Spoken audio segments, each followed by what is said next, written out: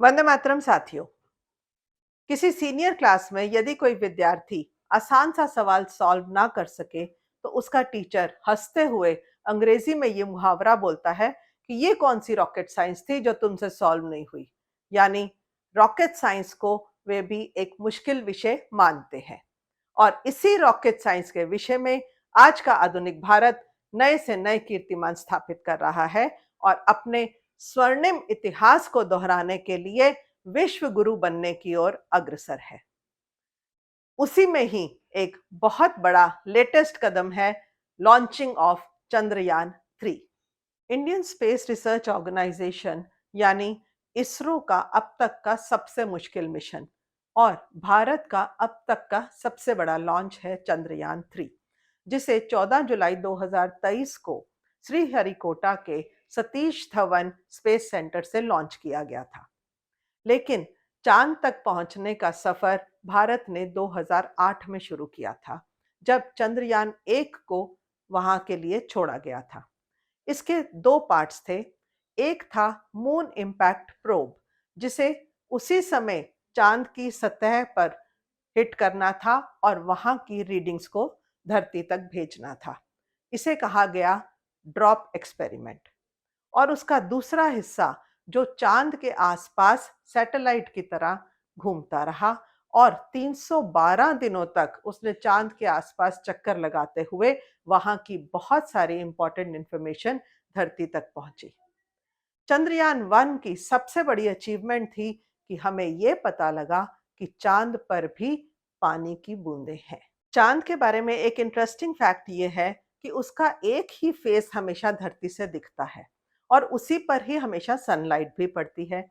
यानी चांद का एक हिस्सा जिसे साउथ पोल कहा जाता है, वो ना तो कभी धरती से दिखता है और ना ही उस पर सूरज की रोशनी पहुंचती है। इस कारण वहां का टेम्परेचर भी हमेशा बहुत कम रहता है, लगभग -200 डिग्री सेल्सियस से भी कम। इस कारण साइंटिस्ट ये मान रहे हैं कि वहां पर बहुत सी चीजें वर्षों से प्रिजर्व्ड होंगी, जिन्हें एक्सप्लोर करने से हमें यूनिवर्स के बहुत से राज पता चल सकते हैं और बाकी प्लैनेट्स तक पहुंचने के लिए भी हमें बहुत से आइडियाज मिल सकते हैं। लेकिन चांद के इस हिस्से में यान को भेजना भी मुश्किल है, क्योंकि कोई भी यान अंतरिक्ष में जब घूमता है तो सूरज से ही वो अपनी एनर्जी लेता है अपने सोलर पैनल्स के जरिए। अब जो यान चांद के इस हिस्से में पहुंचेगा, उसे सूरज की रोशनी नहीं मिलेगी, तो उसके सोलर पैनल्स भी काम नहीं करेंगे।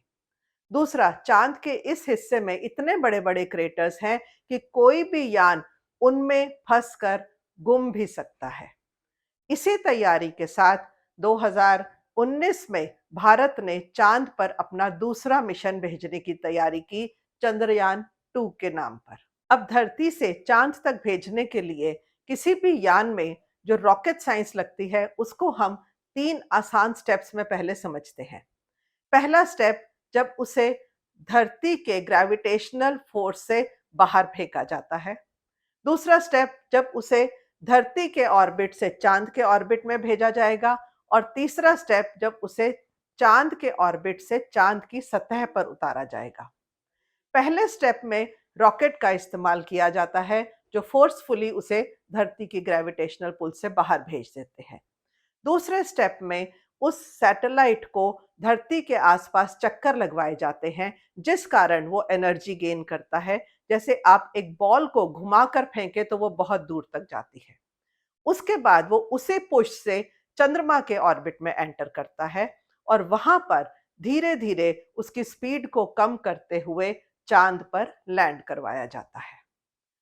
अब चंद्रयान 2 में भी यही सब स्टेप्स फॉलो किए गए थे और पहले 2 स्टेप्स बिल्कुल सक्सेसफुली कंप्लीट होने के बाद जब उसका लैंडिंग का समय आया चांद के ऊपर, तो उस समय उसका एक हिस्सा, जिसे ऑर्बिटर कहा जाता है, वो तो अपने सही तरह से चांद के आसपास चक्कर लगाने में ऑर्बिट में सेट हो गया।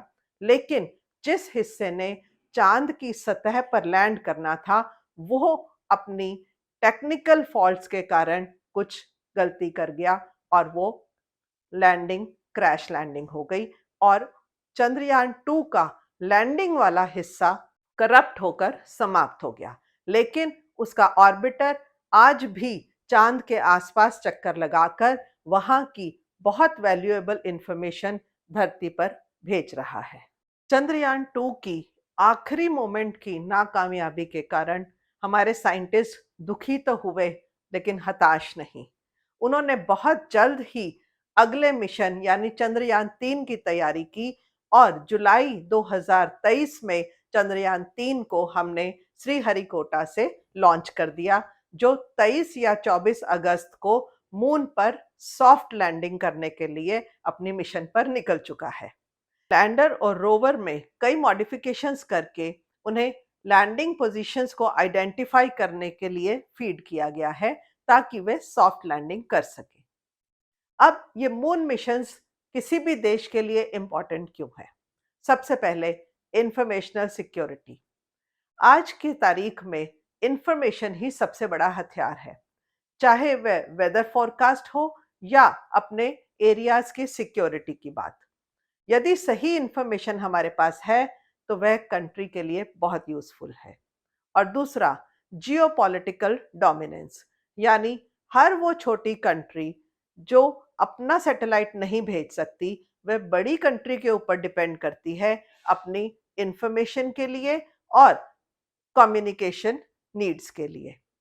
यही कारण है कि चंद्रयान 2 के लैंडिंग के समय हमारे आदरणीय प्रधानमंत्री श्री नरेंद्र मोदी जी स्वयं वहां मौजूद थे साइंटिस्ट के साथ। तो आइए एक बार पुनः हम अपने साइंटिस्ट को और इसरो को साधुवाद देते हैं और शुभकामनाएं देते हैं इस मिशन के लिए। जय हिंद, जय भारत।